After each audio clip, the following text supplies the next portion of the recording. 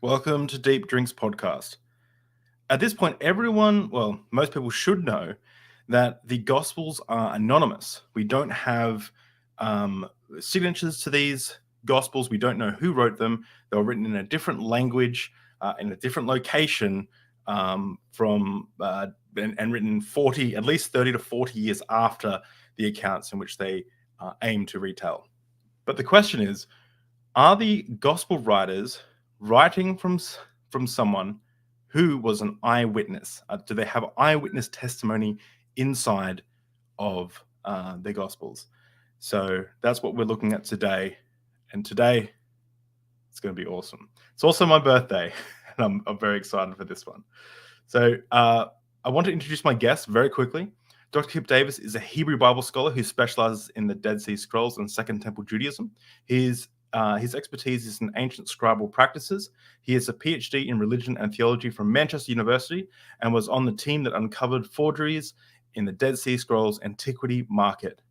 Welcome, Dr. Kill.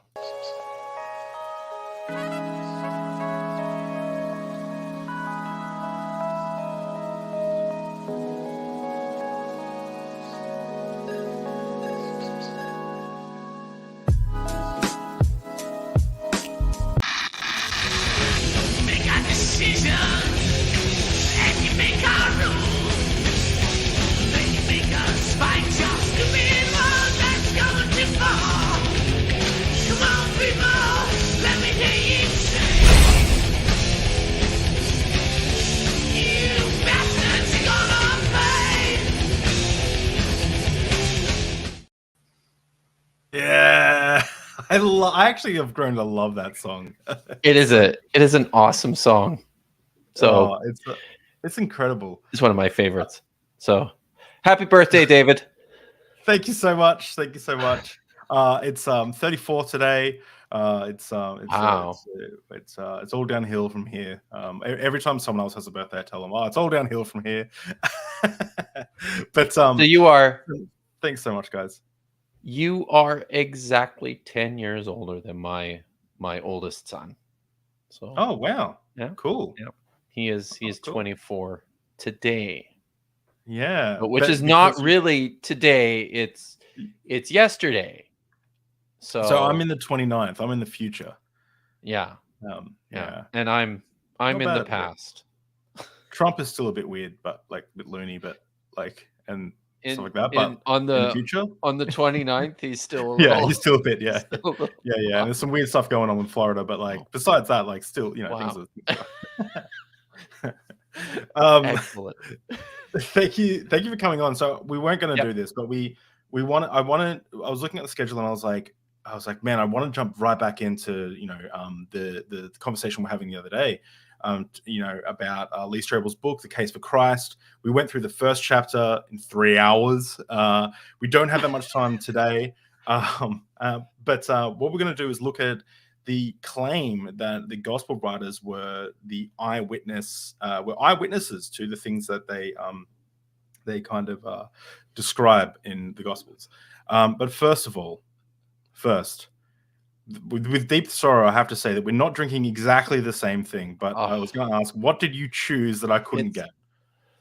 I chose McEwen's Scotch Ale, which is what I drank when I was in Manchester, constantly. Yeah. And I'm sorry that you couldn't find it, David. So what did you replace it with? Well, first of all, Lady Wesser is just in a $5 super chat. Thank you so much. That's made my birthday ever so nicer. Thank you. I appreciate it. I've seen you around in the chat. I like seeing your face pop up. It's nice to. Lady Wasser is one of my patrons. Oh, cool. Oh, nice. Pragmatic Crystal, always here with the support. I love all you guys. This is I gotta say, I love everyone's stream. I wanted to say something else. I'm just so happy to see that that Aaron Adair is here, even after I roasted him, said so many mean things about him the last time. So, Aaron, thank you for coming, and I hope you don't take me seriously ever. He doesn't know, but he doesn't know what you're talking about. You did clarify that you're only joking. No, he does. But yes. Sorry. So What are you substituting? What I substitute? Okay, so this is my thought process. So so yesterday I had a stream with Captain Dadpool. I told Captain Dadpool, I was like, look, I'm at work, probably going to do like 90 minutes. And Captain Dadpool did his presentation, and it was so goddamn good. Yeah. And I just like, let's just keep going. And we went for, I don't want to swear because we're not at 7 minutes yet, but like 3 hours and 45 minutes. It was effing huge, and my brain was like frazzled by the end, but it was just so good. So I didn't have time to go out and get anything. So my beautiful wife was out there like running around bottle shops, and she's like, this bottle shop doesn't have Scottish ale. This bottle shop doesn't have Scottish ale. And we're just trying to find a Scottish ale somewhere. And I was like, all right, don't worry about it. And I'm like, it's all good. Well, I'll just use what I have in the fridge. And I had 2 beers in the fridge, turns out. And I wanted to drink this one last night because last night was I played D&D with some friends, and my character is a drunk dwarf, and I method act. I have to method act because I'm a purist. God, you are like I get more interesting all the time. Drunk in the morning. No, that's actually a problem, because every time I seem to message like old deep drinks people, it's because I'm drinking and I've like something's like the same vibe or memories popped into my head, and I'm like, oh, and they're like, you're always drunk. I'm like, I'm not. I just only message you when I'm drunk. Anyway, so I was like, okay, so I had Cooper's, which was an Australian beer, a stout. Iron Ra put me onto it. It's become one of my favorites. And I was like, that's not close enough to Scotland. So I chose the beer closest to Scotland, which is a German Hefeweizen, a wheat beer from Germany. And this is very nice. It's one of my favorites. I really like it. So it's nothing like I love a good Hefeweizen. But it's at least in Europe, you know. So that's like it's the best I could do. So I apologize. I was actually on my way to the liquor store when I had this thought. I was like, oh, because you had said you weren't sure if you were going to be able to get it, and then I was like, we should just drink Erdinger, which I bet you'd be able to get in Melbourne. I've never heard of that. But next time we'll drink Erdinger, which is another really, really nice German Weiss beer. Oh, okay, yeah, nice. Yeah, you have excellent choice in drinks. I will say that. Cheers. Yeah. Cheers. I poured myself into this fancy glass. So let's jump into it. I don't get to drink from the bottle very often, so I'm relishing it. So testing the eyewitness accounts. So let me just ask you the question. In your opinion, as a Bible scholar and as someone, and you said last time you hadn't changed your perspective on this since you were a Christian. Now you're not a Christian, but nope. So as a Bible scholar, in your opinion, what are the chances that the Gospels, well, let me just ask, were the Gospels written by eyewitnesses? There's zero chance the Gospels were written by eyewitnesses. Okay. And we'll get into zero that. Chance. Yeah, okay. Zero. Okay. Zero. All right. I think it's zero, and I will explain as we go. Okay. What about the chance that they were written by people on behalf of someone who was an eyewitness? So, what are the chances they preserve eyewitness testimony? Yeah, like is that a way of like someone was sitting next to them saying, and then Jesus like said to the fishermen, "Become fishers of men." So I will say that it's not zero. Hey, but whoa. It's that's pretty unlikely. Pretty unlikely. Really? Wow. I would think so. Does everyone know what we're doing? We're reading this terrible book. Yes. Lee Strobel's The Case for Christ. The Case for Christ. Yeah. So chapter 2 is all about testing the eyewitness evidence. But I thought because it's so broad, it's so broad of a subject, we could just treat it as its own subject, but follow the chapter as an outline. Yeah, absolutely. In case things have come forward in the last 20 years or however long that's been since you wrote it. Yeah. So actually 20 years or whatever. But yeah, I guess so. So this is chapter 2 in Strobel's book, and this is still he committed 2 chapters to his first interview with what's his name? Craig Blomberg from Denver Seminary. And in the last chapter, Blomberg, I guess we established, contrary, they really wanted to establish that the Gospels were written by who they claim to have been written by. I think that was kind of the big claim, right? Yeah, which after Captain Dadpool's presentation yesterday, I was like, how can anyone believe that? No, I know. Unless Captain Dadpool was just like Ken Hovening me, but I don't think so. But anyway. All right.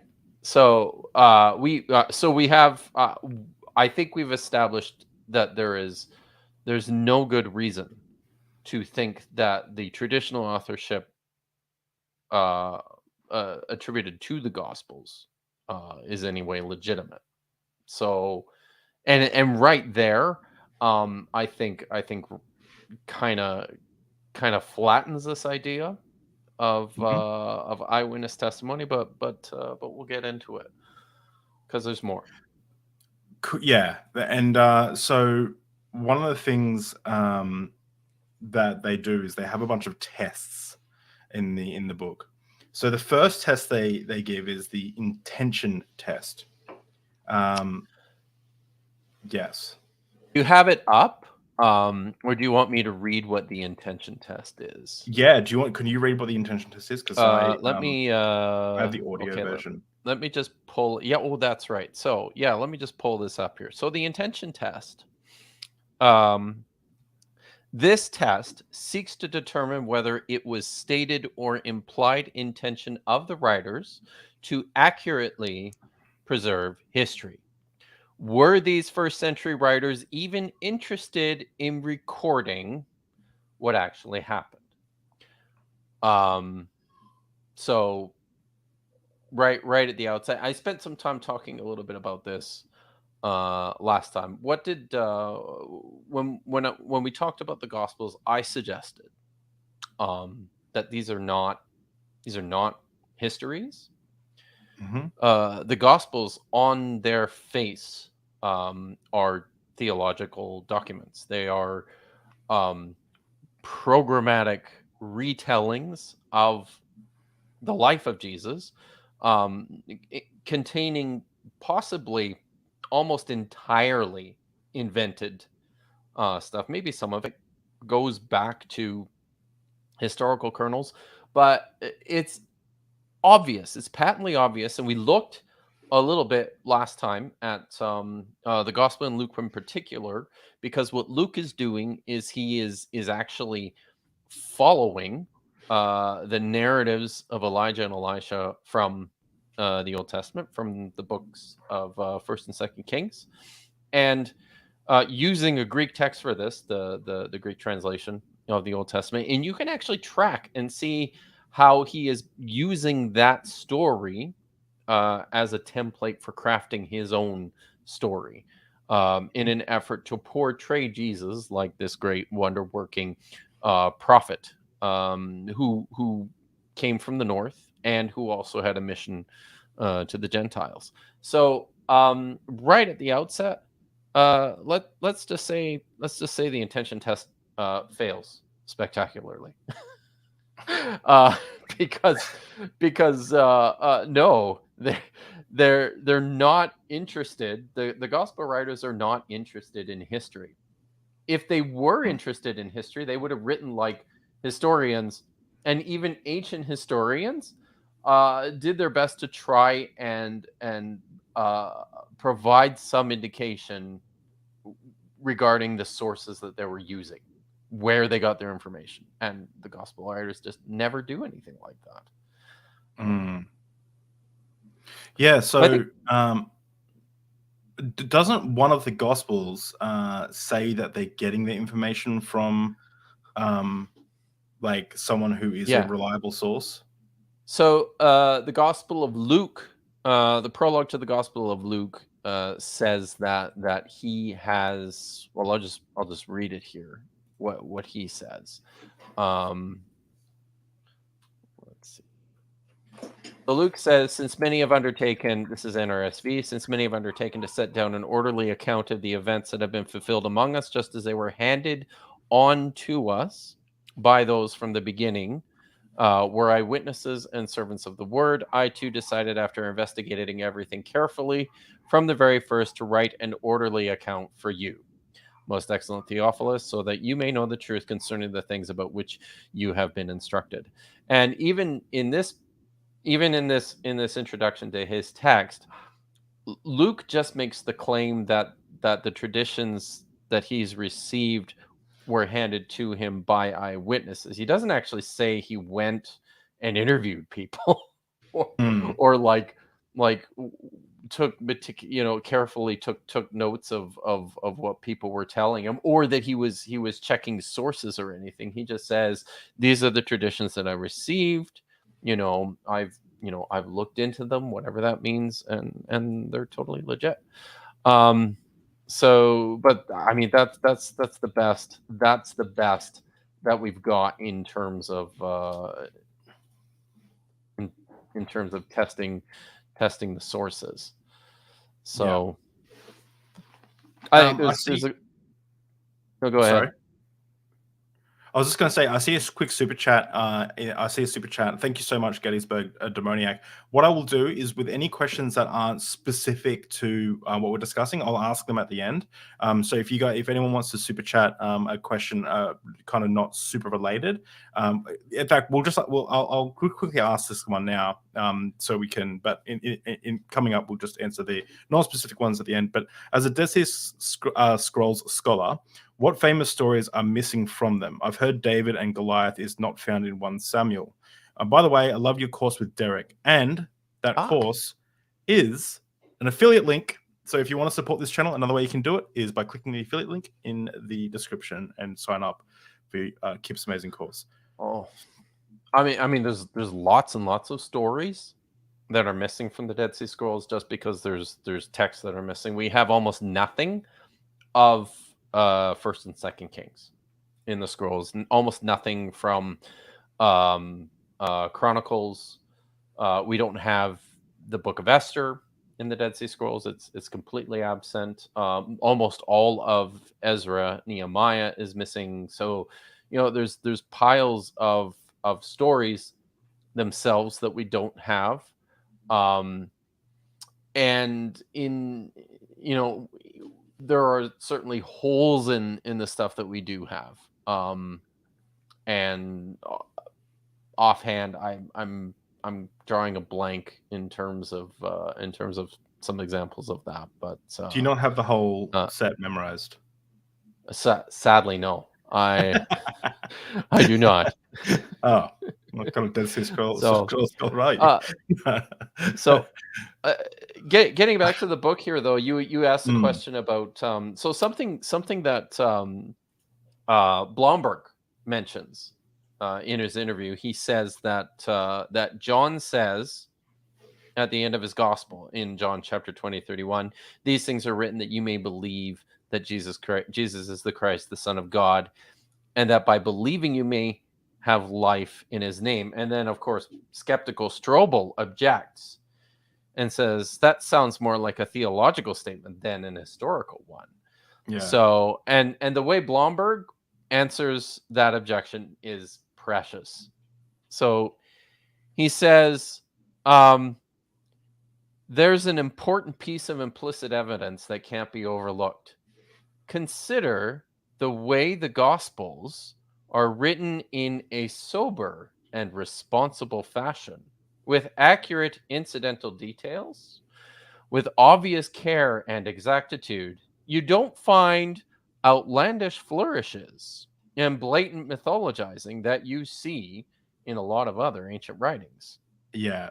What does that all add up to? He asked. Then he answered his own question. It seems quite apparent that the goal of the gospel writers was to attempt to record what had actually occurred.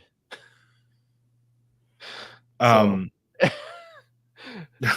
I mean, I just don't know what else to say. I really don't. Matthew Monger is in the chat. Welcome, Matthew Oh, Monger. yeah. Yeah. No way. It's coming soon. Coming soon to Deep Drinks. Coming to a Deep Drinks to you. But yeah, that word jumped out at me. The mythologizing. Like, yeah, because it clearly is. Like, it clearly is. Like, there's so many there is, like, don't we have, like, and correct me if I'm wrong, but we have lots of, like, this is something Derek's talking a lot about on Myth Vision. We have a lot of dying and rising gods, and it's almost like a cliche, like at the time. And tropes, right? Like, somebody brought one up on Twitter a couple weeks ago. The idea that that when Jesus appears to people after his resurrection, he's not recognized, right?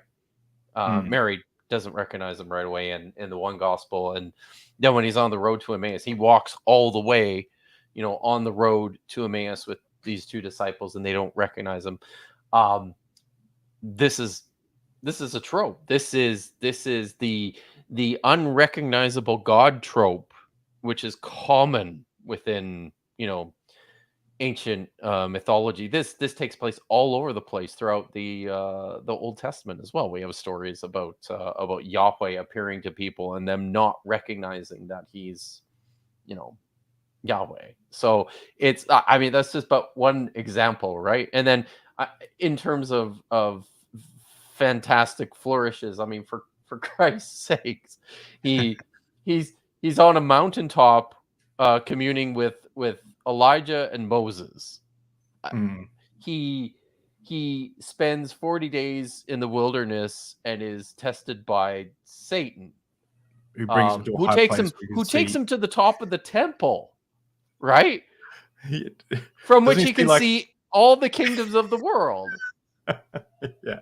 Like it's a bold statement. It's I know it's very bold, and it's I mean, I talk like I've got any authority at all, but to talk on any of these things, but it's like, it just, like, to me, I don't know, maybe I'm biased, but it just seems like definitely it seems like we're getting some mythologizing there, so yeah. So and yes, I mean, Derek talks. He's had tons of interviews with Dennis McDonald, and has a whole course with Dennis McDonald about mimesis and the emulation of Greco-Roman myths in the Gospels. It's there's tons of mythology in there.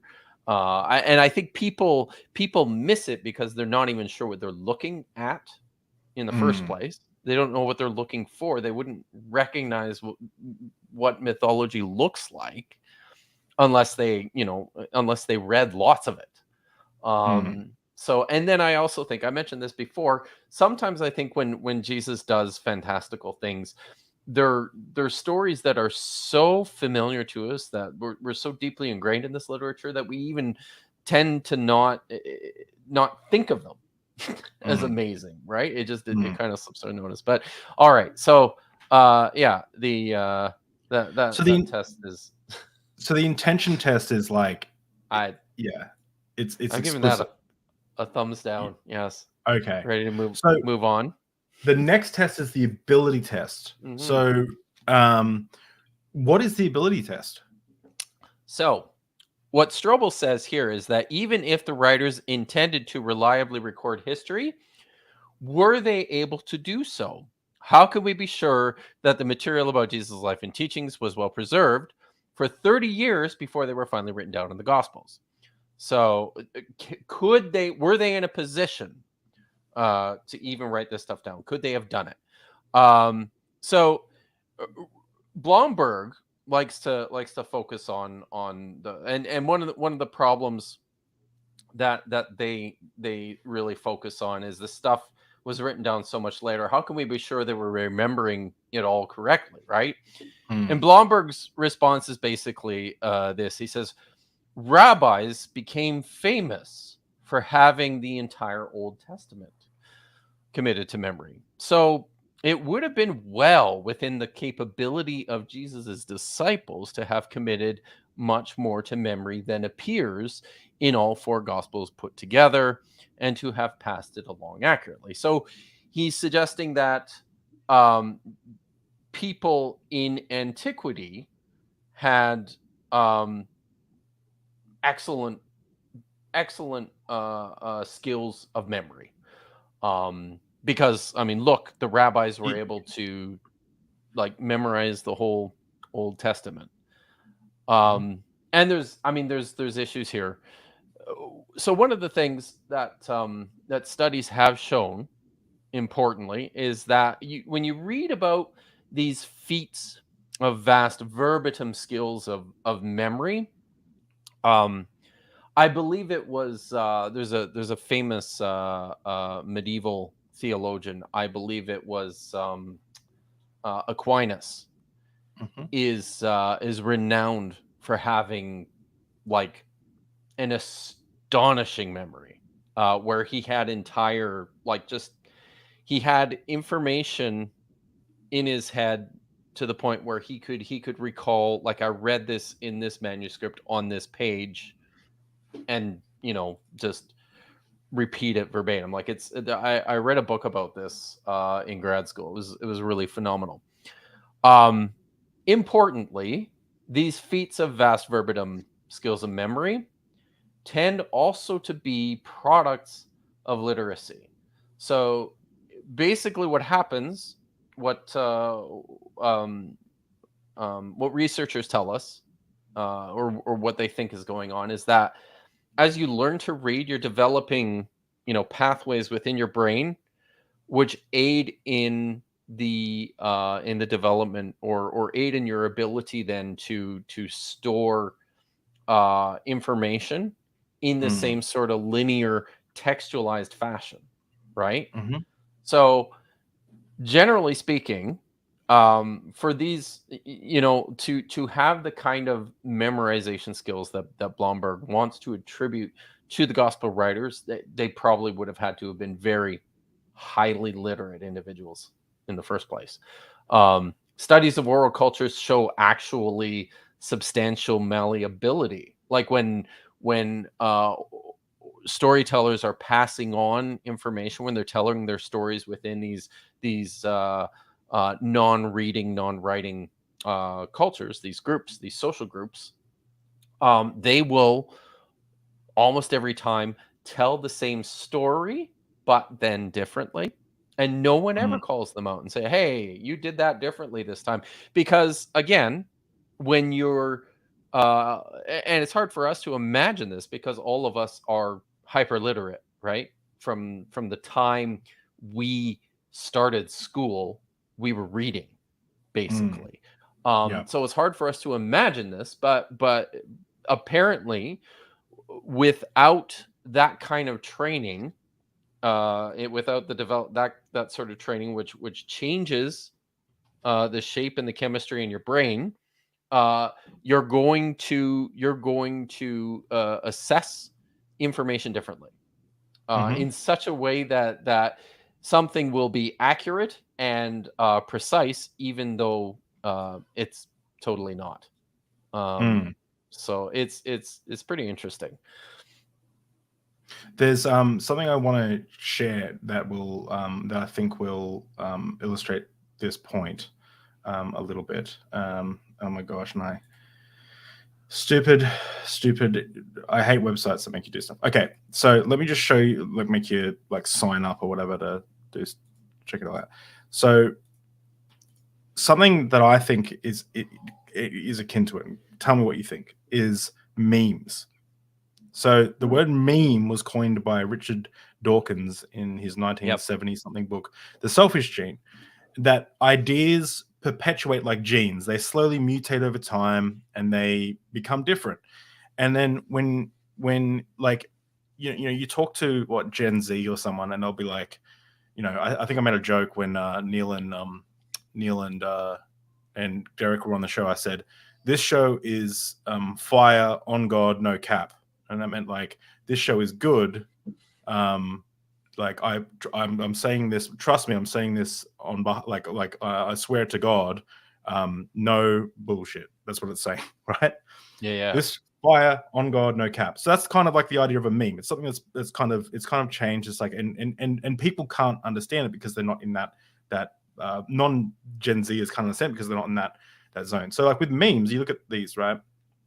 So you've got all of these things, like all of these like subtle things happening here. So like this baby meme, it's like an image, like already you've got like the language of like this is a photograph, so you have to kind of know what photographs are. Yeah. You have to kind of know what like a baby looking at the face is. You got to look at like what the raised eyebrow means. You got the bold text, which is like a format which doesn't necessarily look good, but it's a classic format from early 2009. There's all this stuff that's coming into this thing to make it a joke. Same with like this, or same with they illustrate points when two clients want to combine option 1 and 2 shorts. It's like it's classic. So but this isn't an accurate representation. So when a client will never ask for a shorts, right? They'll never ask for that. This is an exaggeration, an overemphasized idea. So when I think of like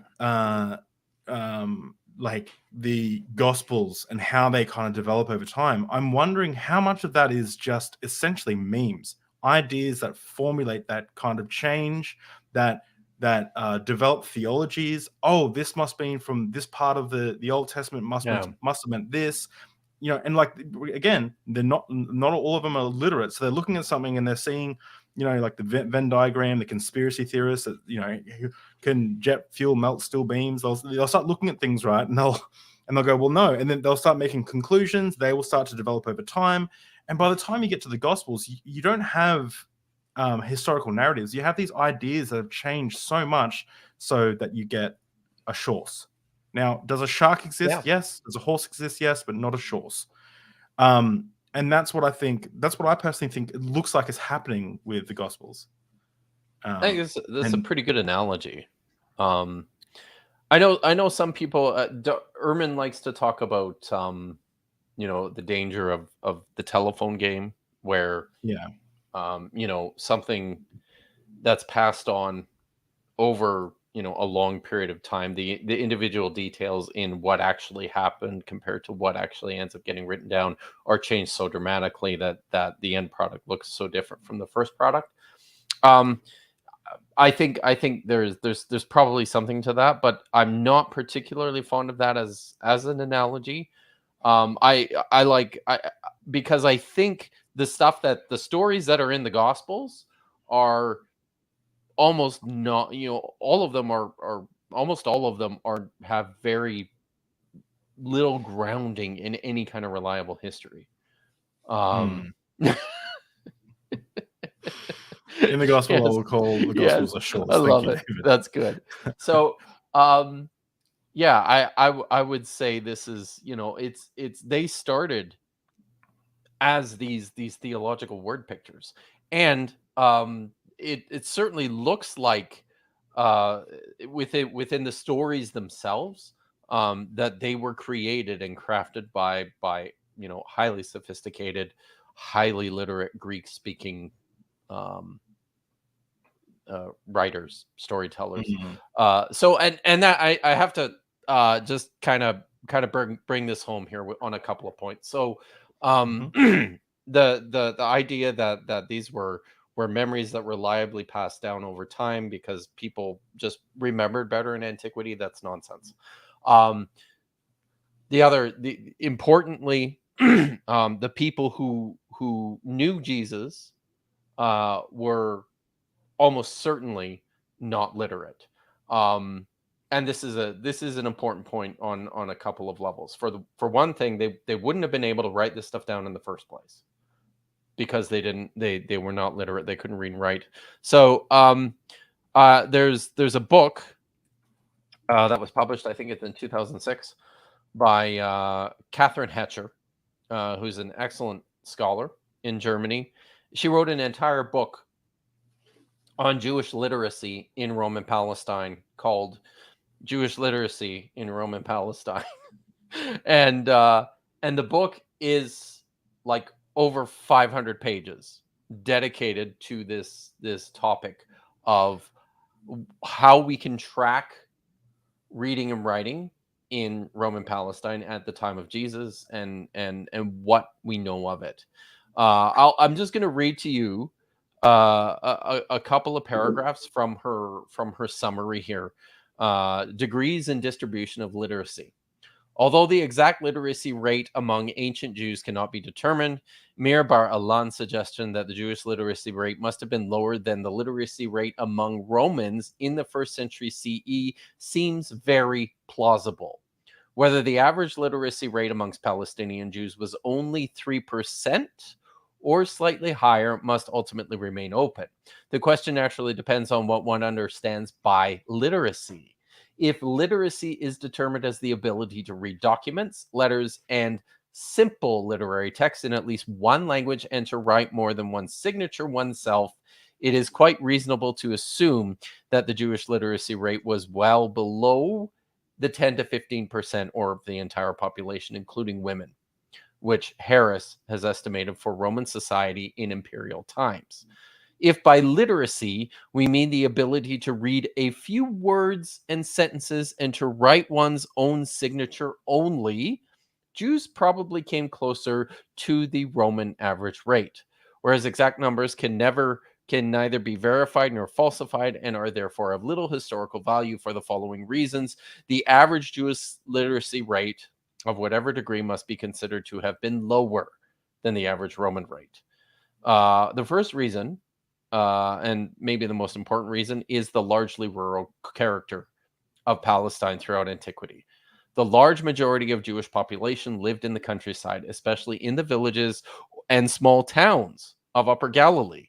Literacy, on the one hand, was predominantly an urban phenomenon, since reading and writing skills were mostly needed and therefore learned and practiced by the elites and the sub-elites of the cities. Although cities such as Sepphoris and Tiberias had connections with and influence upon the surrounding countryside, one may assume that the really literate rarely lived in rural areas except for the one or other rabbi, perhaps. And even rabbis seem to have increasingly moved to the cities and became more urban from the 3rd century CE onwards. Village dwellers who mostly worked in agriculture as laborers, tenants, lessees, and small freeholders will have rarely needed writing. If the need arose, they could always go to the next town or the next city. So if just to summarize, just to point out exactly what she's saying there, is that within Roman culture, it was about 10 to 15% of people who were literate. And by literate, what she means is they could, pick up a letter, a simple letter, and read that, which is totally different than being able to open up something as sophisticated and complicated as the Gospels, right? Yeah. Which is high level Greek. Or like the Hebrew, learn things from the Hebrew Bible and then translate the Aramaic speaking Jesus into Greek. You are picking up on the second problem I want to raise here. So all the eyewitnesses. Quickly, what was that book? Yeah. What was that book that you just mentioned? It's Catherine Hetcher. Sorry, let me. I always mix this up. Hezser. Jewish Literacy in Roman Palestine is a phenomenal book, and it is the definitive work on the subject. So I'll put it in the chat for everyone. Yes, do that. I know you can get a free copy on the internet somewhere, but yeah. Oh, there's an audio version as well. Damn, cool. Okay. Oh, hey, wow. So that's the first important point, and you picked up on the second important point. All the eyewitnesses to the life of Jesus were Aramaic-speaking Jews, non-literate Aramaic-speaking Jews. Yeah. The Gospels were written in Greek. They were composed in Greek. They were not translated from Aramaic. They were not. I mean, we look at the language and we know this. This is obvious. These were composed in Greek. Now, there's a problem here whereby even so, if we think, let's take Luke, for example, who's often regarded as, you know, the highest level. From the traditional perspective, Luke, the doctor, the physician, was the highest educated. He was highly literate. He was very intelligent. And he went around and he interviewed these people and then wrote his gospel, right? This is the traditional view. Now, how does this work? Is Luke like fluent, compositionally fluent in Aramaic and in Greek? Because it kind of has to be in order to make this work. Is he interviewing these people who only speak Aramaic in Aramaic and then translating that into Greek and then, you know, composing his whole work in Greek? That's a stretch. I mean, just think about it like this. Josephus, who was the Jewish diplomat, then general, then turncoat, then historian, towards the end of the 1st century, he was fluent, compositionally fluent in like Hebrew, Aramaic, and Greek. So he could do this.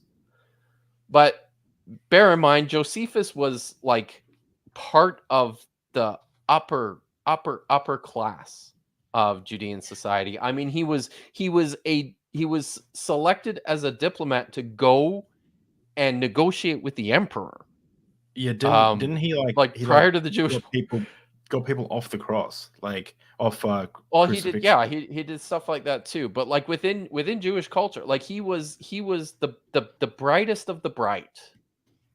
In order for Luke to have been who, you know, from the traditional perspective Christians want him to be, he would have had to have been somebody like Josephus, which means we probably would have known more about this guy than just, you know.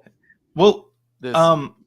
I've got my brain. I try to play devil's advocate with every idea that's presented to me. So, so couldn't this lend credence to the idea that the gospel writers were getting testimony from eyewitnesses because they're just recalling the information from someone who does know the Hebrew Bible and is putting these theological ideas into the stories of Jesus?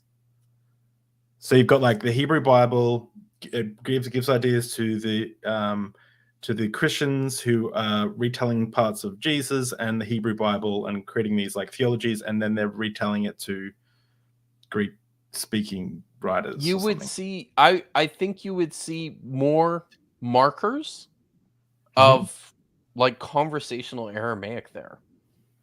Okay. Now, importantly, within some sections of the text, but they're very, very small, you see like within individual sentences, statements that Jesus makes, or individual teachings of Jesus, or within some of the parables, you see markers of Aramaic. But I think those are indications that these go back to like this early time, and in the process of the transmission and then translation, some of this stuff survives. But if the whole of these gospels were constructed in that way, you would see these markers all over the place, and you just don't. Okay, interesting. So, but this is why I say there's zero chance that these were written by eyewitnesses, because of the literacy problem and the language problem are just completely insurmountable. You're forgetting two things. One, it's a miracle. Two, you gotta have faith. Yeah. There you go. Are we? So there's Blomberg finishes up this section with this statement here. The other idea is this. the kinds of differences and the changes you see within the text are a result of the fact that that it's part of this oral storytelling.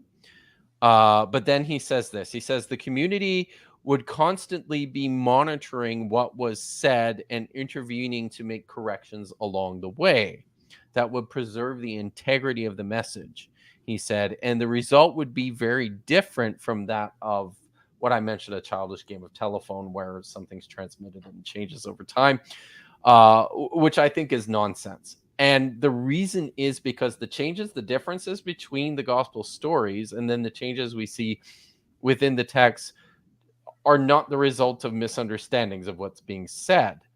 Like I pointed out in our last stream, right? The changes were made precisely to suit the needs of the collecting community.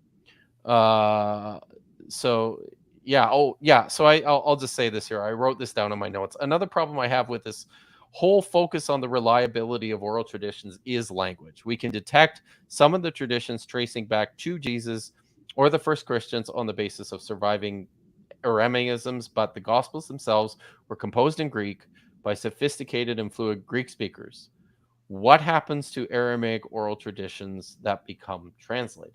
Right? This is kind of the point that I'm getting at, that you're going to see they would have a much stronger Aramaic flavor to them if they were taken whole cloth from like eyewitnesses through interviews, conducted in Aramaic, or if Matthew wrote his first, because this is a theory that Matthew wrote his gospel first out in Hebrew or Aramaic, and then it was translated into Greek. Scholars say no, that's nonsense, because we're looking at the Greek gospel and it definitely wasn't translated from Aramaic.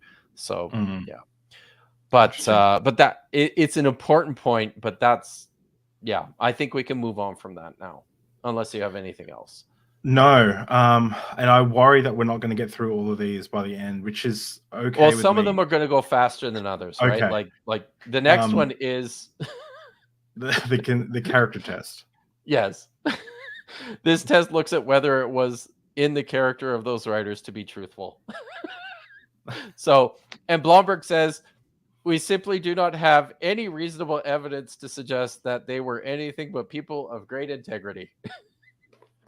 I mean, can I just read what I have in my notes here on this point? Yeah. And then you can say what. So in my notes, I said, we simply do not have any reasonable evidence to suggest that they were people of great integrity. It goes both ways, I think. Yeah. It's just you just throw it out there, right? It's an assertion.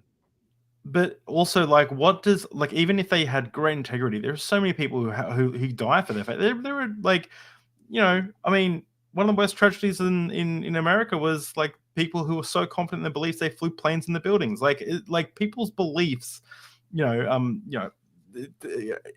doesn't necessarily mean they're true. You can really believe something. You can have, anyway. So character test, great. We've passed that one. Okay. Consistency test. Okay. Here Strobel says, here's a test that skeptics often charge the Gospels with failing. After all, aren't they hopelessly contradictory with each other? Aren't there irreconcilable discrepancies among the various Gospel accounts? If there are, how can anyone trust anything they say? So what does Blomberg say about this? So here he says this. Ironically, Blomberg says, no, this is actually, so this is Strobel responding to something. Strobel says, ironically, if the Gospels had been identical to each other, word for word, this would have raised charges that the authors had conspired amongst themselves to coordinate their stories in advance, and that would cast doubt on them. And this is so stupid. Do you know why this is so stupid? Yeah. It's like you can't, it's so because it goes both ways. If it was perfect, great. If it's not perfect, great. Like, great. Like, okay. Go. The thing is, though, so here, the thing is, this is exactly what we have in Matthew and Luke, who just pull extensively large verbatim material out of Mark. It is I didn't even pick that up. the same word for word because they're copying it. It's I didn't actually there. pick that up. How did I not pick that up? Oh man, that is so stupid. It's so stupid. It's layered. It's like a layered joke. Yeah. There's something I do want to quickly mention. I mentioned this in the video that I put out at 2 a.m. last night when I should have been in bed. Something, imagine yourself as an all-powerful. This isn't Bible history. This isn't scholarship. This is theology or logic or something. I don't know what it is. It's my thoughts. Imagine you have a message for humanity, and imagine this message is so important, everything else fails in comparison. You need to get this message out to everyone, and you have all the power of an all-powerful, loving, all-knowing creator. Would you differ in how you relayed this message to everyone, or would you follow generally what the God of the Bible has done? Keep in mind, if I needed to get a message to everyone, I would just tell them, or I would make that message like known to them as soon as they're born, like that before they can say anything, they know that Jesus is the savior or something. Like, you know what I mean? People can still choose to sin. People still have free will. Like, it's all there still. I don't know why we have to survive on these, like, really, like, if anything, it speaks to its man-made. Like, God was created in our image, not the other way around. Totally. Anyway, we're at 51 minutes. This is usually when the alcohol starts to affect me and I start to go on little rants. So please stop me. So the consistency test. Yeah. The consistency test is there anything else you want to comment on that? Because silly. So I mean, there's so a couple things. One of the things that they bring up is and this is a famous one, the conflict between the two genealogies of Jesus. In Matthew chapter 1, there's a genealogy of Jesus tracing his lineage back to David, the king of Judah. You talked about this with Captain Dabpool last night extensively, and he did a great job of quashing a bunch of or showing really some of the huge problems with this. But there's something I wanted to bring up. One of the common apologetics is that, well, the reason these lineages are different, these genealogies are different, is because one, the Matthean genealogy is like the genealogy of Joseph going back to David, and then the Luke one is actually Mary's genealogy, which goes and it goes past David all the way back to Adam in Luke, right? Which is silly because like in Luke, what's so silly about this, if this is Mary's lineage, like, just take a look. You'll have to pull out your Bible because we'll look at it a couple times. I got it right here. Okay, just take a look at where's the genealogy. I think is in it's either in Luke 2. I think it's Luke 3. 3. Is Luke in the New Testament or the Old Testament? It's in the Intertestament. Okay. So yeah, starting at Luke 3:23. Look at what it says here. Just in Luke 3:23, and just in Luke 3:23. Now, Jesus himself was about 30 years old when he began his ministry. He was the son, so it was thought, of Joseph, the son of Heli, the son of. But that's the important part, right? Yeah. So if this is Mary's genealogy, then why does it say that Joseph was the son of Heli, who is the son of Matat, who is the son of Levi, the son of Melchi, going on? Like, it's so dumb. Like, yeah. You see, I would always look at this and go, but it doesn't say it was Mary's, but it says it's like Joseph. No, not at all. Like, yeah. So I mean, that's a weak source. Weak source. Do Very better, weak. apologies. So, okay, yeah. So that's a glaring problem, and I think, this is what people will call. It's a scribal error. The main story is there. It's just a scribal error. So number 5, unless you have anything left for the consistency test. Okay. No. Number 5, the bias test. Okay, so the bias test says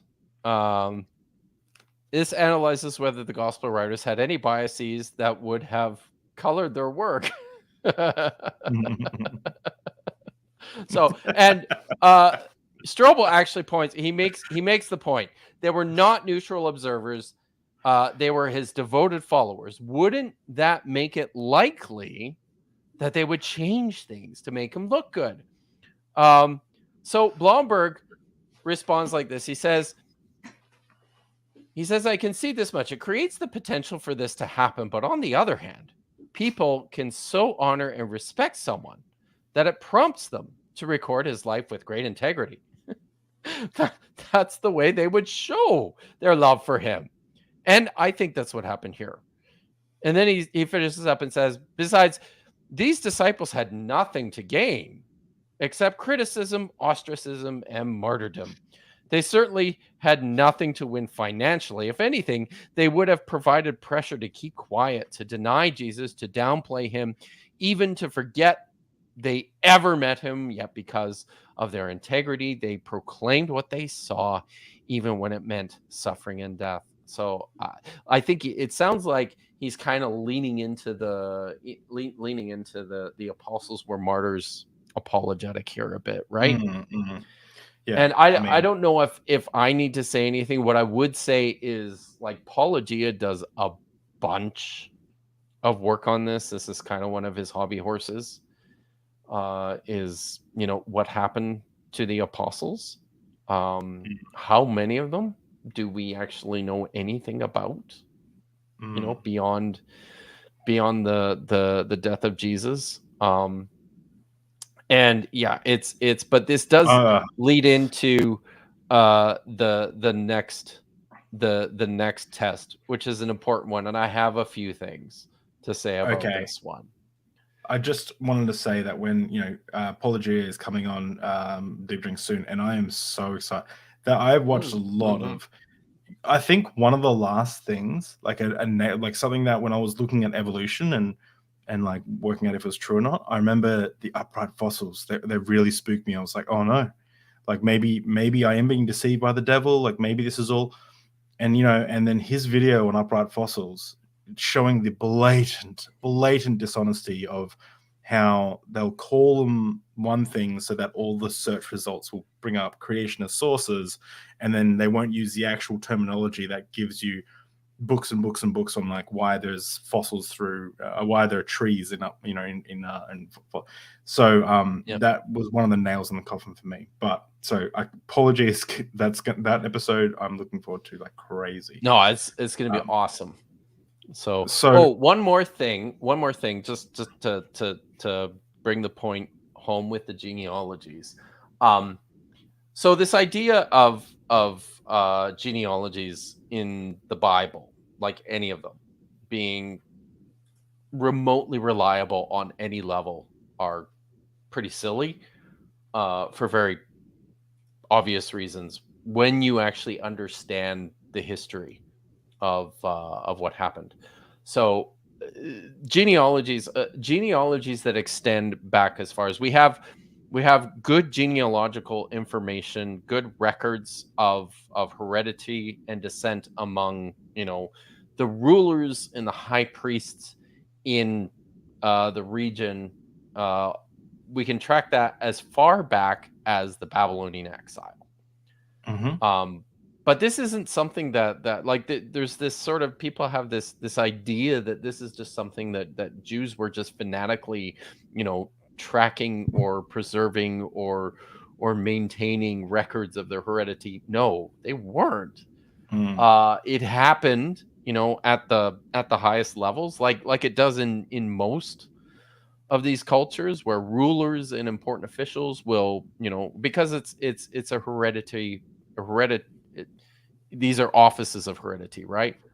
You become a priest because your father was a priest. You become the king because your father was the king.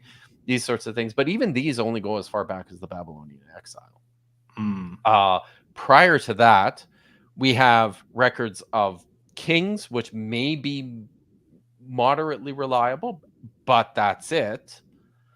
For kings in the northern kingdom of Israel and kings in the southern kingdom of Judah. But then all this stuff prior to that is invented. It's idealized. It's made up. And you just can't track it back. Nobody's doing this. Nobody's, Think about like everyone thinks they're the main character and everyone else is an NPC, right? Like everyone thinks they're the main character. Think about it. Like think 3,000 years ago, some farmer thinks like this. I am. This world is for me. Like they think they don't have this perspective that like I need to record everything I'm doing because in 4,000 years, people are going to be reading this in a in 3 languages removed to argue about abortion rights in New York City and and LGBT issues and who gets to heaven, and they're not thinking like that at all. They're not thinking I should in fact, that's some of the problems we have with the New Testament is a lot of a good apologetic, I think, of why people didn't write this stuff down. Well, maybe it's not a good apologetic, but why people didn't write this stuff down is because they thought Jesus was coming back very soon. Yeah. Why write any of it down? Yeah. Like they couldn't imagine a world where Jesus didn't come back before they died. So it's like that's true as well. Not 2,000 years. Yeah. So it's yeah. So okay. Good. What's next? Cover-up test.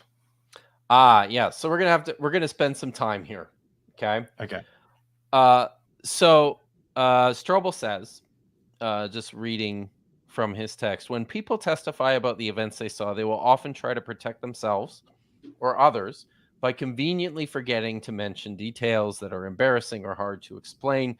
As a result, this raises uncertainty about the veracity of their entire testimony. So he asks Blomberg, did the gospel writers include any material that might be embarrassing, or did they cover it up to make themselves look good? Did they report anything that would be uncomfortable or difficult to explain? So this is the criteria, the so-called criteria of embarrassment. There's embarrassing details in the Gospels, therefore they must be accurate reports. The common response from an historical perspective, from an historian to this is, on the one part, these so-called embarrassing details are embedded within the usually within the theme of the story itself that each individual gospel author is trying to say. Also, what we might consider embarrassing, we have no idea whether ancient people thought this was embarrassing, right? So, but Blomberg goes on to answer it like this. He says, there's a large body of Jesus' teaching called the hard sayings of Jesus. Some of it is very ethically demanding. If I were inventing a religion to suit my fancy, I probably wouldn't tell myself to be as perfect as my Heavenly Father is perfect, or define adultery to include lust in my heart. But, I protested, there are demanding statements in other religions, or so. Strobel says there's demanding statements in other religions as well. And Blomberg answers this like this. He says, yes, that's true, which is why the more persuasive kind of hard sayings are those that could be embarrassing for what the church wanted to teach about Jesus. So he wants some examples. So Blomberg gives them some, which is great because we can look at these, right? So he thought a moment, and then he said, for instance, Mark 6:5. Open your Bible. Mark 6:5. Yeah. Sorry, I'll stop with that joke. That joke's getting old. It's in the Dead Sea Scrolls. Mark 6:5 says that Jesus could do few miracles in Nazareth because the people there had little faith, which seems to limit Jesus' power. Mark 6:5. John Bevere says that God was trying to teach us that it was about honor, and then people needed to honor him in that town, and that was a message. So yeah, anyway. Okay, so look at Mark 6:5. What does it say? He could not do any miracles there except lay his hands on a few sick people and heal them. And he was amazed at their lack of faith. Right. So what happens to this story when Matthew tells it? Okay. Look at Matthew chapter 13, 53. I haven't done this, so I'm excited. 13, 53. 53. I've actually, you can see, I've actually scribbled that back from my back in my church days. I highlighted over that. Cool. When Jesus had finished these parables, he moved on from there. Coming to his hometown, he began teaching the people in their synagogue, and they were amazed. Wait, isn't Nazareth? Did Nazareth have a synagogue? Okay, all right. I don't know. Damn. We don't know. Where did this man get this wisdom and these miraculous powers? They asked. Isn't this the carpenter's son? Isn't his mother's name Mary? And aren't his brothers James, Joseph, Simone, and Judas? Aren't all of his sisters with us? Where then did the man get all of these things? And they took offense at him. But Jesus said to them, only in his hometown, in his own house, is a prophet without honor. And he did not do many miracles there because of their lack of faith. Okay, so did you catch that? Did you catch what Matthew did with this story? But I also underlined the word, like back in the day, did not, instead of he could not. Yes! What did it say in Mark? It said he could not. It said he could not, right? Yeah. So Matthew's looking at the story and goes, this will never do. We have to make it now so that he actually chose not to do any of these miracles because, you know, I'm not going to reward these people for their faith, their lack of faith. But there's more, dude. Look at Luke chapter 4, verses 16 to 30. Here, maybe So Mark definitely says he could do no money. He couldn't perform miracles. And it's Luke's 4, is it? Luke 4, 16. I'll read it, okay? I'll read this one. I've got it, but yeah. Luke 4, 16 to 30. When he came to Nazareth, where he had been brought up, he went to the synagogue on the Sabbath day, as was his custom. He stood up to read, and the scroll of the prophet Isaiah was given to him. He unrolled the scroll and found a place where it was written. So he reads from the scroll. He rolled up the scroll, gave it back to the attendant, and sat down. Then the eyes of all in the synagogue were fixed on him, and he began to say to them, today these scriptures have been fulfilled in your hearing. All spoke well of him and were amazed at the gracious words that came from his mouth. They said, is this not Joseph's son? He said to them, doubtless you will quote to me this proverb, doctor, cure yourself. And I will say, do here also to your hometown these things that we have heard you did at Capernaum. And he said, truly, I tell you, no prophet is accepted in a prophet's hometown. But the truth is, there were many widows in Israel in the time of Elijah when heaven was shut up 3 years, 6 months, and there was a severe famine in the land. Yet Elijah was sent to none of them except a widow at Zarephath in Sidon. There were also many lepers in Israel in the time of the prophet Elijah, and none of them were cleansed except Naaman, the Syrian. When they heard all this, all the synagogue were filled with rage. They got up and drove him out of the town and led him to the brow of the hill on which the town was built so that they might hurl him off the cliff. But he passed through the midst and went on his way. You've got he could do no mighty works in our earliest gospel. Then you've got he would not do many mighty works, and then you've got this giant story about yeah, exactly. So, and it's coming up with excuses. Even Jesus is Elijah couldn't do nothing. That's amazing. Okay, but there's so much more here.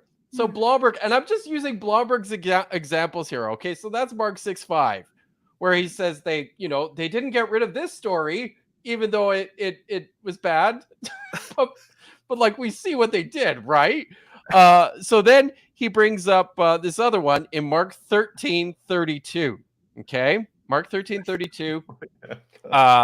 Blomberg says Jesus said in Mark 13:32 that he didn't know the day or the hour of his return, which seems to limit his omniscience. Okay, so what does he say in Mark 13:32? No one knows about the day or the hour, not even the angels in heaven, nor the Son, but only the Father. Keep going. No, I think that's it. So, oh, where is this on my thing?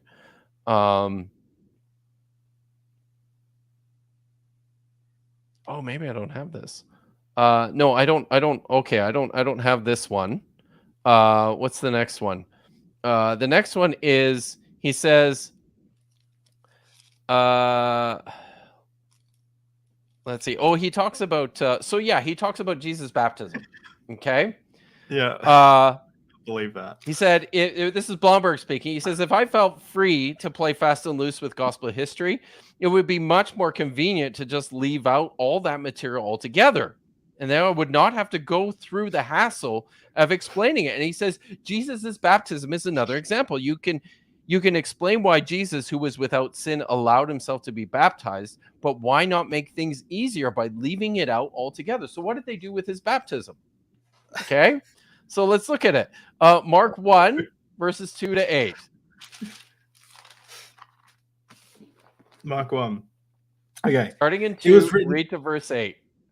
Okay, Mark 1, 2. It was written in Isaiah the prophet, I will send a messenger ahead of you, who will prepare your way. A voice calling in the desert, prepare the way of the Lord, make straight paths for him. And so John came baptizing in the desert region and preaching a baptism of repentance for the forgiveness of sins. The whole Judean countryside and all the people in Jerusalem went out to him, confessing their sins. They were baptized by him in the Jordan River. John wore clothing made of camel's hair with a leather belt around his waist, and he ate locusts and wild honey. And this was his message. After me will come one more powerful than I, the thongs of whose sandals I am not worthy to stoop down and untie. I baptize you with water, but he will baptize you with the Holy Spirit. Okay. And then is there so that was up to verse 58? So what? Up to 58. Oh, sorry. Sorry, where am I? That was Mark 1, 3 to Mark 1, 2 to. Oh, sorry. Yeah. I got that wrong. So Mark 1, 2 to 8. That's it, right? That's all that all that it says. Mark 1, 2 to 8. Let me look at that again. 1, 8. So yeah, that's it. It says, in those days, Jesus came from Nazareth of Galilee and was baptized by John in the Jordan. And just as he was coming up out of the water, he saw the heavens torn apart and the Spirit descending like a dove on him. And a voice came from heaven, you are my son, the beloved, with you I am well pleased. And that's it. That's the whole story. So John baptizes Jesus. Oh, yeah. So verse 9 right? To, yeah. Sorry, that was my fault. Okay, so let's look at, I've got Matthew. That was Mark 1, 9 to 12. Cool. Yeah. So the Matthew's story of the baptism is in chapter 3, verses 1 to 12. Matthew 3, 1 to 12. Matthew 3. Okay. In those days, John the Baptist came preaching in the desert of Judea and saying, repent, for the kingdom of heaven is near. This is he who was spoken of through the prophet Isaiah. A voice in one calling in the desert, prepare the way of the Lord, make straight path for him. John's clothes were made of camel's hair, and he had a leather belt around his waist. His food was locusts and wild honey. People went out to him from Jerusalem and all Judea and the whole region of the Jordan, confessing that this sounds exactly the same. Confessing their sins, they were baptized by him in the Jordan River. But when they saw many of the Pharisees, here it gets different. But when they saw many of the Pharisees and Sadducees coming where they were baptizing, he said to them, you brood of vipers, who warned you to flee from the coming wrath? Produce fruit in the keeping with repentance, and do not think you can say to yourself, we have Abraham as our father. I tell you that out of these stones, God can raise up children for Abraham. The axe is already at the root of the trees, and every tree that does not produce good fruit will be cut down and thrown into the fire. I baptize you with water for repentance, but after me will come one who is more powerful than I, whose sandals I am not fit to carry. He will baptize you with the Holy Spirit and with fire. His winnowing fork is in his hand, and he will clear his his threshing floor. Yeah. Gathering with his wheat into the barn and burning up the chaff with an unquenchable fire. When Jesus came from Galilee to the Jordan to get baptized by John, but John tried to deter him, saying, "I need to be baptized by you, and, and you do come to me?" Jesus replied, "Let it be so now. It is proper for us to do this to fulfill the righteousness." Then John consented. As soon as Jesus was baptized, he went out of the water, and at that moment, heaven was opened, and he saw the Spirit of God descending like a dove and lighting on him. And a voice from heaven said, "This was my son, who I am well pleased." So yeah, it is. I mean, Blomberg's right. Maybe it is a little embarrassing that John is baptizing Jesus. So yeah, this is why Matthew changes it. Luke just completely ignores this story. He says, "Nope, not touching that one," right? But John has a story of Jesus' baptism too, though. I'll read this one. Yeah. I'll read the John one. I was so excited. John 1, is it? Sorry, it's John 1:19. Oh, I've got too many windows here. Okay, John 1:19. This is the testimony given by John when the Jews sent priests and Levites to Jerusalem to ask him, "Who are you?" He confessed and did not deny, but confessed, "I am not the Messiah." And they asked him, "What then? Are you Elijah?" He said, "I am not." He's not even Elijah in this story.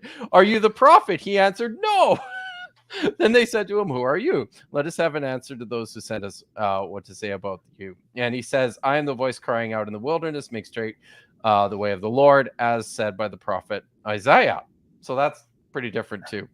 Now they had been sent from the Pharisees. They asked him, "Why then are you baptizing if you are neither the Messiah, nor Elijah, nor the prophet?" John answered, "I baptize with water. Among you stands one." So he's already there. John identifies him in this one, right? "Among you stands one whom you do not know, the one who is coming after me. I am not worthy to untie the thong of his sandal." This took place in Bethany across the Jordan from where John was baptizing. So the next day, he saw Jesus coming towards him and declared, "Here is the Lamb of God who takes away the sin of the world. This is he of whom I said, after me comes one who ranks ahead of me because it was before me." I myself did not know him, but I came baptizing with water for that reason, that he might be revealed to Israel. And John testified, "I saw." So, and now John is the one who testifies, "I saw the Spirit descending from heaven like a dove, and it remained on him. I myself did not know him, but the one who sent me to baptize with water said to me, 'He on whom you see the Spirit descend and remain is the one who baptizes with the Holy Spirit. And I myself have seen him and testify that this is the Son of God.'" So all these guys are changing the story precisely because of what Blomberg points out. But there's one more. We got to do this one more. Okay, because this is because amazing. it's funny. Okay. So then Blomberg also says, on the cross, this is Blomberg, Jesus cried out, my God, why have you forsaken me?" It would have been in the self-interest of the writers to omit that because it raises too many questions. So what happens in the crucifixion narrative? Shall we take a look? Matthew chapter 27, verse 45. Matthew 27. Yeah. Verse 45. 45. From the 6th and hour reading up to verse 50. Okay. From the 6th hour until the 9th. What? So yeah, so in I should look at I'll read the Mark passage first.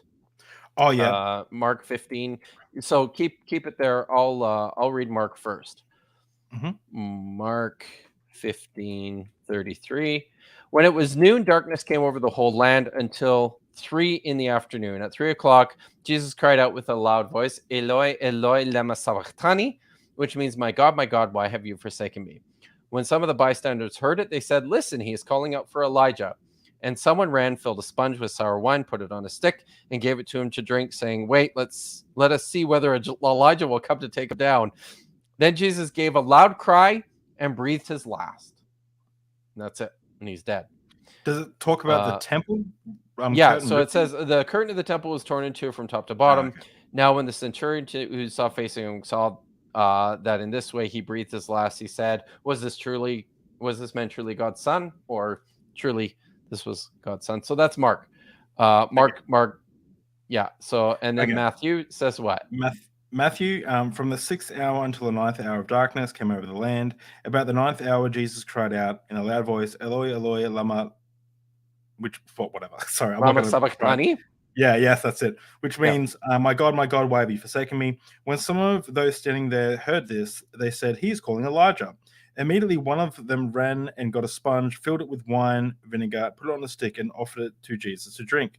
The rest said, now leave him alone. Let's see if Elijah comes and saves him. And when Jesus cried out again in a loud voice, he gave up his spirit. So, I mean, it's very, very close. It's very close. It says at that moment that the curtain of the temple was torn. In fact, I think this might be one of those places in the text where Matthew's basically just copying directly from Mark. Yeah. Oh, it does say this. Now, when the centurion and those with him who were keeping watch over Jesus saw at that moment, the curtain in the temple was torn in two from top to bottom. The earth shook and the rocks were split. Oh, the tombs were opened, and many of the bodies of the saints who had fallen asleep were raised. Yeah. And cool. Then after his resurrection, they came out of the tombs and entered the holy city and appeared to many. And then when the centurion and those with him who were keeping watch over Jesus saw the earthquake and what took place, so all the people milling about, all the dead people, they were terrified and said, truly, this man was God's son. so that's Matthew. Matthew plays with it considerably. Luke 23:44. So I've got it Luke here. 23:44. All right. It was now about the 6th hour. And darkness came over the whole land until the 9th hour. The whole land, okay.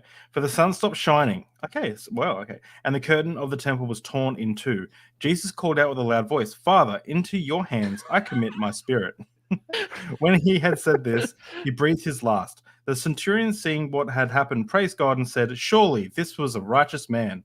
And when all the people had gathered to witness the sight, saw what took place, they beat their breasts and went away. But all those who knew him, including the women who had followed him from Galilee, stood at a distance watching these things. Yeah. So, okay. I mean, I think that the key one there is that Luke completely omitted Eloi, Eloi, lama sabachthani. My God, why have you forsaken me? Just completely and also, ignores it. Jesus is telling God what's up. He's yeah. I commit my spirit to you. I'm going to commit my spirit into your. All right. So, and then the last one is, and I'll read this one. This is John 19. John 19, starting in 28. After this, when Jesus knew that all was now finished, he said, in order to fulfill scripture, I am thirsty. A jar full of sour wine was standing there. So they put a sponge full of wine on the branch of hyssop and held it to his mouth. When Jesus had received the wine, he said, it is finished. Then he bowed his head, and then he gave up his spirit. And that's it. It's more poetic. So, and he says something totally different, right? And so, but like, here's the point. Look back at what Craig Blomberg says. If I felt free to play fast and loose with gospel history, it would be much more convenient to leave out the material altogether or just to change it, right?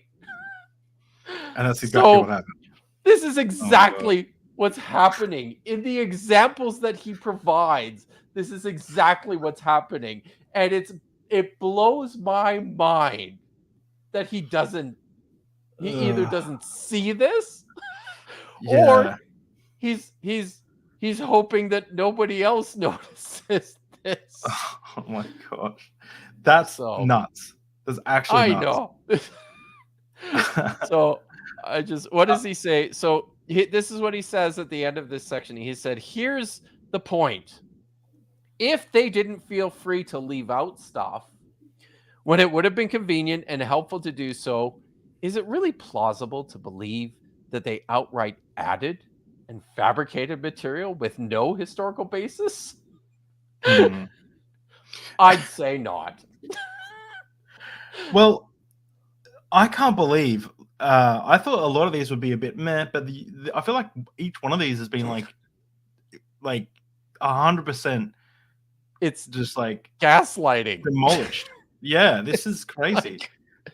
Like you've demolished every point so far. We have two more. Do you reckon we have time to go through two more and some super chats? I think they're quick. So the corroboration test. I'll just look at my notes. You literally, this is the notes that Kip gave me for the corroboration test.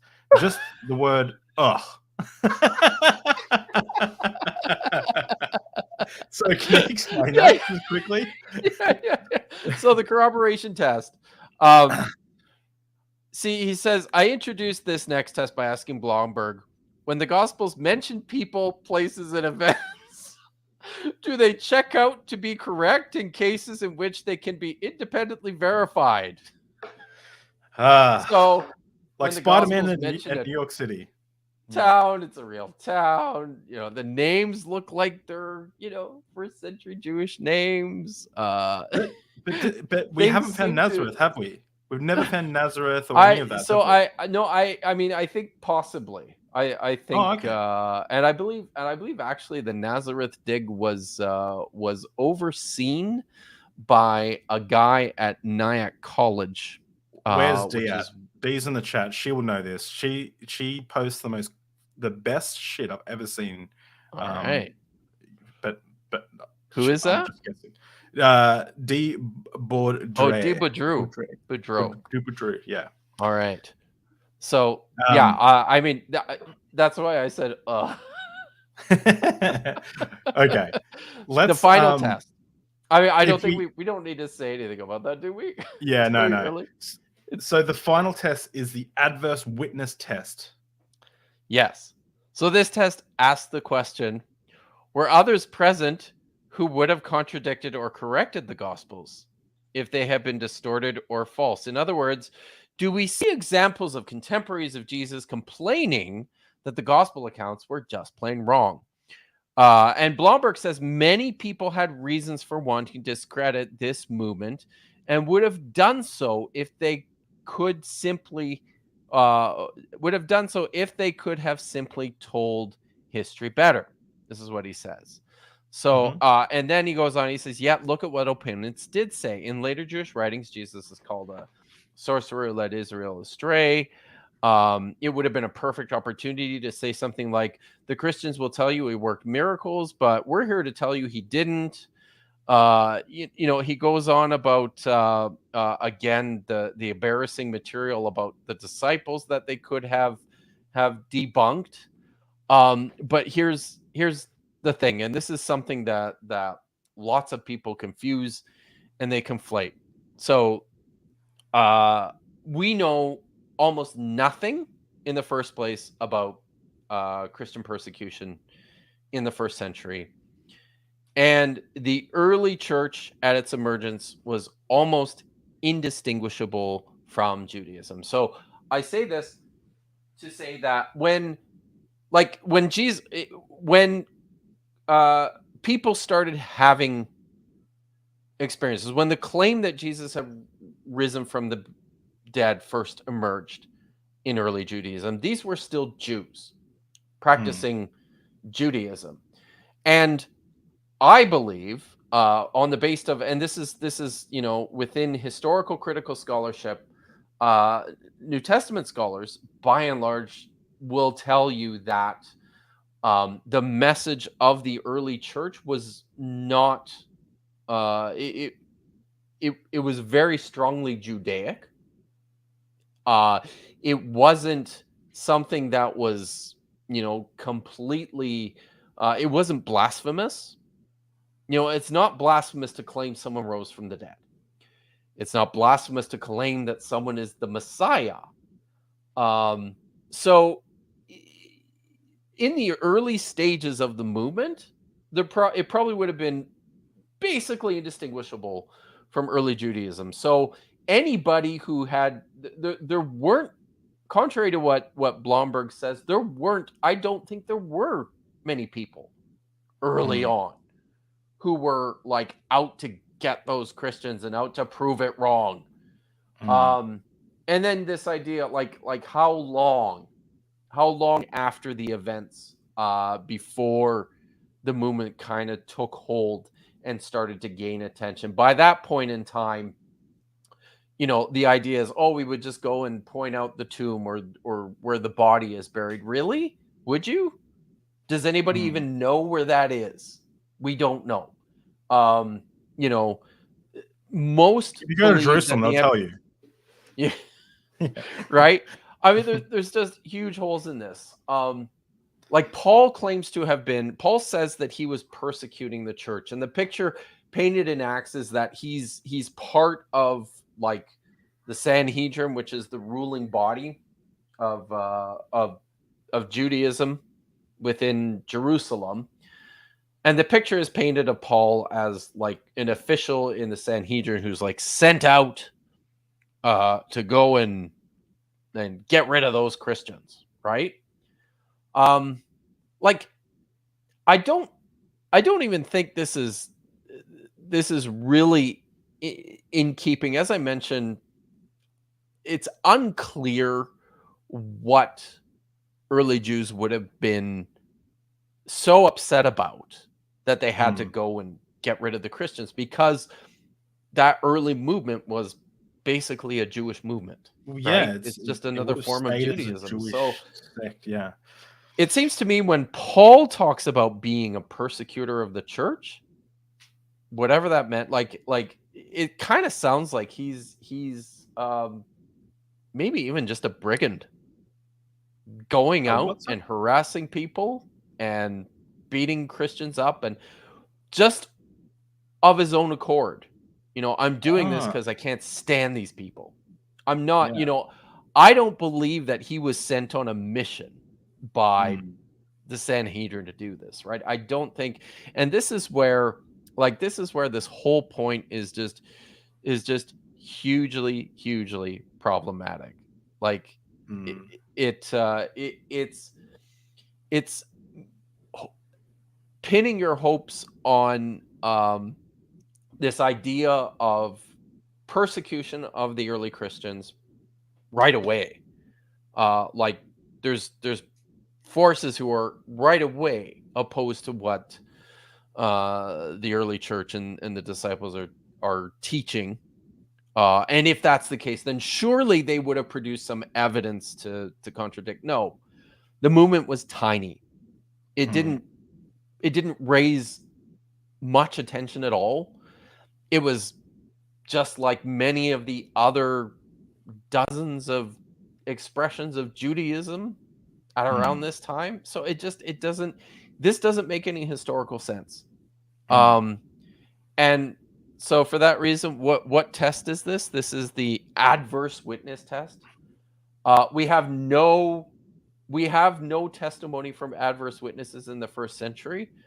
And, this Christian apologist, Craig Blomberg, look at this and go, oh, look, nobody had anything. They didn't, offer any counter evidence to the claims of Christianity. No, we don't have any of it because most people probably didn't even know what the claims of Christianity were in the first place. And those who didn't care. Like, all right, you do you. You're still keeping the laws of the Torah, though, right? You're still kosher. Yeah, you're still worshiping on the Sabbath. All right, you're good. Yeah. So, it blew my mind when I discovered that Pharisees and Sadducees were different sects of like. Yeah. I thought Pharisees were just like like another word for like super religious Jews, and And Sadducees were, like. here's one of the great misconceptions as well. Is this idea that the Pharisees were these like super strict, highly anal religious, this religious group that just came up with this ridiculous number of laws. This is the picture of the Pharisees painted by the gospel writers. The Pharisees were actually a very, very popular movement in Oh. early Judaism. The people loved the Pharisees. Oh, Huge wow, numbers of okay. people joined the Pharisees. And the Pharisees were, because within Judaism, at the time of Jesus, during the Roman period, certainly, the temple in Jerusalem was controlled by the Sadducites or the Sadducees. And these people were like, in order to be a proper Jew, you have to be sacrificing in the temple.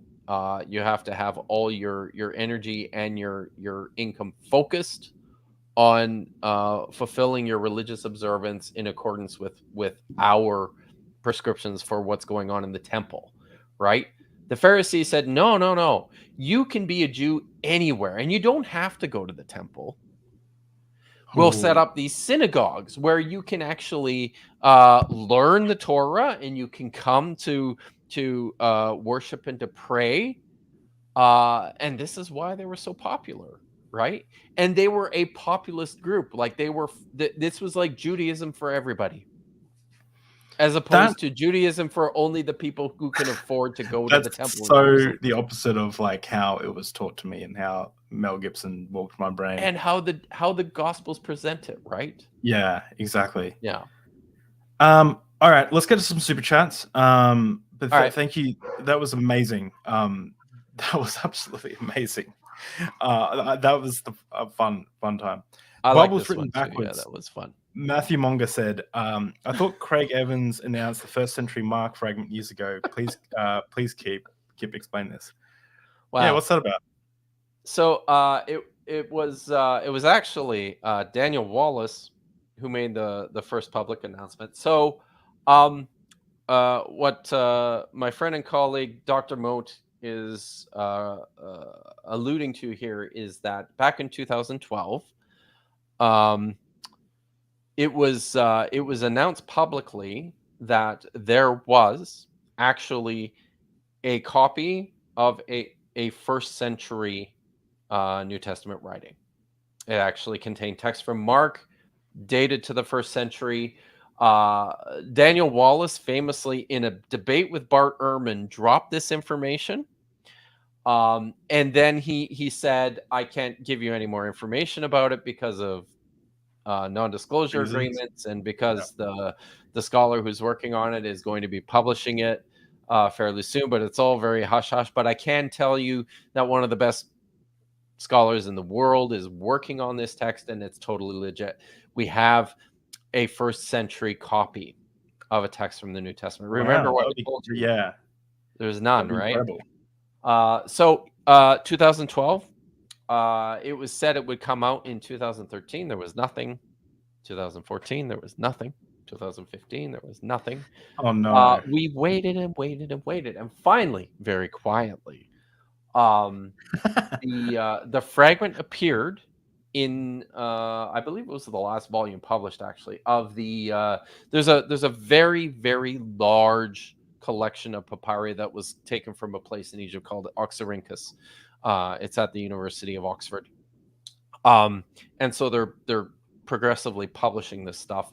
And in a volume published in I think it was 2018 or 2019, this fragment finally appeared. It didn't come from the first century, though. It's a third century copy of a tiny little bit of the Gospel of Mark. But Matt brings up this story because there was this whole fiasco about this. Like, this is something that Christian apologists were like running around all over the place going, first century Mark, we finally have first century, yeah, first century. Everyone was super excited, right? Is it similar to that new scroll, that new thing everyone's gone nuts about with Israel or something? at the moment. Like you see, all like we talked about it in chat. It was like really hot for like a good week on YouTube. Are you talking about the Mount of Ball inscription? Yeah, yeah. Is it Yeah, it's similar to that. Except okay.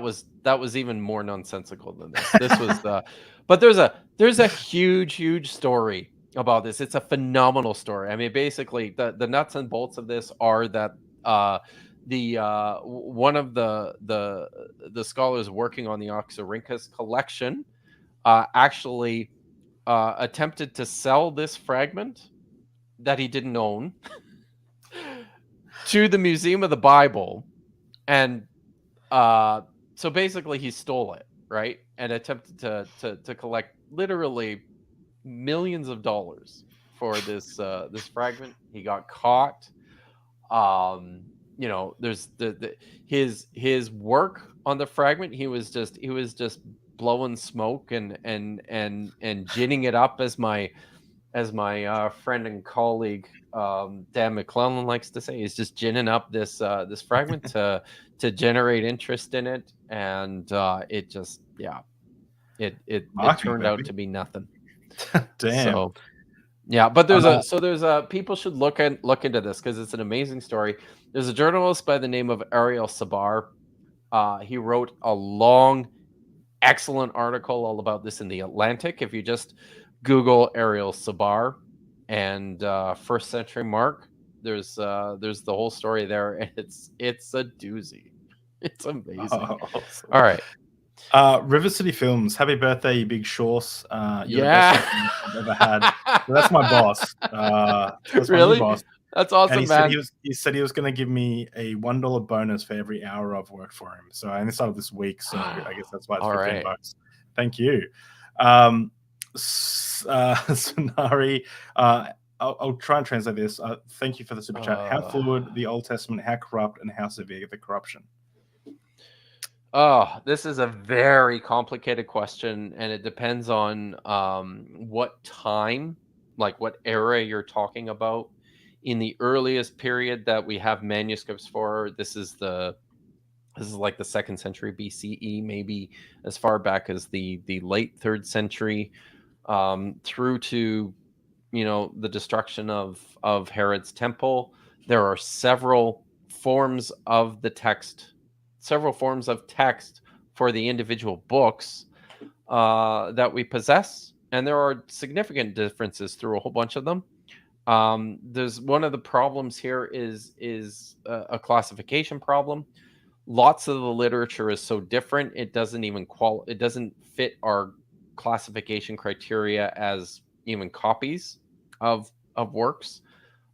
So it's I almost don't even know. Like we'd have to take like an hour to talk about this. I talk a little bit about this in the most recent of the videos in my Dead Sea Scrolls Unapologetically series. The title of the video is "What is a Biblical Text Anyways?" It's Dead Sea Scrolls Unapologetically 1.3. So I recommend you go and check that out. That's it there. What is a biblical text anyways? Yeah. See it? It's the second one. There it is. That one. Yeah. Not that one. Sorry. But that is, yeah. That's the series though. But I have a playlist. Yeah, I recommend everyone go and check out Dr. Kip's channel. You've just reached 10,000 and 0.1 followers, which is really cool. That's super awesome. So go check out Dr. Kip's channel. It's obviously full of great stuff. Thanks, man. And your course is in the description as well. And my course is in the description. Yes. And we will we done? Are there more super chats? One last super chat. This up? Okay. He literally was cool guy, doesn't look at explosions at deep drinks. Thanks, Nitty. It's true. I think this is when we're talking like when Jesus was just becoming this like sun is on, like he is the Son of God. Like when we're reading that, that's amazing. Yeah. Thanks, Nitty. I appreciate it, and thank you everyone for coming out and wishing me a happy birthday. I really appreciate it. It's I love hanging out with you guys. So, thank you so much. Yes, Kip, what were you saying? No, I was saying that I still have let's see, several pages of notes. Yeah, no, I think And we continue. I think we continue this. This is like, I think yeah, this has been enjoyable. I enjoy it, and yeah, me so too. I think we I'm glad. I think we continue this. We didn't even get to. I had a bunch of questions written down, and I had a bunch of. We didn't even get to that, but this is great. Next is So manuscripts. so the next episode will be, what is it on the next episode? Manuscripts. And whatever beyond that. Like some of Yeah. the like honestly, some of the chapters are just stupid. Like there's a chapter titled "The Medical Evidence for Jesus' Resurrection" or something What like is it that. like? I'm just They like, they like see the DNA strand and say whatever. that it I'm makes like a cross or something. Like, I don't know. okay. It's like there's stuff that is just not even worth reviewing. It's so dumb. But Well, like, we got super I mean, sticker. Thank well, you, yeah, Matthew. Damn, it's like so cool. super late in Norway. It's like the middle of the night. What the hell is Matt doing up It's probably in the got middle up of to the go to the night? toilet or something, and then he got distracted with it. But Matthew is going to be Oh wait, on the no, Dream. he's in New York, I think, right now. Oh, Yeah, that's awesome. that makes sense. Oh my gosh, D's super chat as well. Thank you. Oh Thank you so much, yeah. D. D is, she's so lovely. She's always here, always encouraging, always like dropping good information. Like, so many of you guys, I love you guys so much. Thank you so much. But Matthew will be on the channel soon, and his channel, when he stops trying to do everything in his life, he'll have a bit of time and he'll work on his channel. But his channel is awesome, and I was watching it and I was Yeah. like, man, can I get you on to just talk about some of these ideas? So look forward to that. So yeah, all great stuff. And you know what? I was going to wait, but also D is a writer for Atheist Alliance. So let me just drop a link there. So we are going to have someone on from Atheist Alliance, but if you guys want to check out Atheist Alliance, I'll just drop it in here because it's a good website. I think Aaron Adair is swearing at you in I'll have some sage because so he did this to me on Twitter. He was upset that I called him a poser, and then he wrote a bunch of Chinese or Japanese. So I'm pretty sure. Sorry, he's swearing at you. Sorry guys, I did the wrong. My gosh, what? Atheist Republic. Effect. I thought it looked different. There you go. It's Atheist Republic. Sorry guys. I'm sure Atheist Alliance is a good website as well. But Atheist Republic is what I was meant to say before. Oh, sorry, D. But yes, I don't know if Aaron, if you're swearing at me there, I'm going to put that through a text translator online and find out. Because I'll have to swear back at you in a different language. It's no fair. You know other languages. He says it means happy birthday in Chinese. Oh, well, thank you. Thank you. I don't know what your beef is with Aaron. You always make up these rumors about him. No, no. Cool. Well, everyone, thanks for coming out. I've got to go back to work now. My boss is going to start super chatting, like a reduction in my pay or something. Negative super chatting. Yeah, he starts taking money from me. Yeah. But thanks heaps. We will be having someone on from Atheist Republic soon, but I just wanted to, Dee's so lovely. She's always here. So just check out that Atheist Republic, and we'll see all of you guys another time. Make sure you check out Kip's channel as well, and we'll see you guys soon. Thanks, guys. Later. Bye.